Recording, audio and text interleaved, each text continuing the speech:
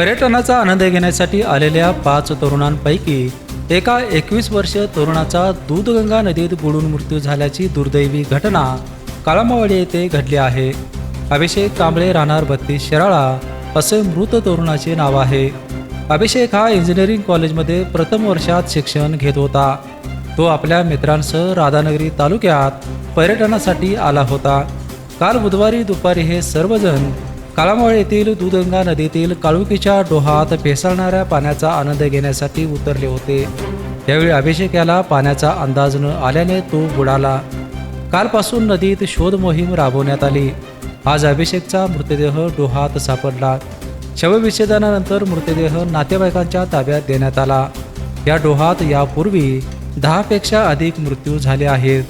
या ठिकाणी धोक्याचे सूचना फलक लावूनही पर्यटकांकडून दुर्लक्ष होत आहे. त्यामुळे असे अपघात टाळण्यासाठी पर्यटकांना कायमची प्रवेशबंदी करण्याची मागणी होत आहे.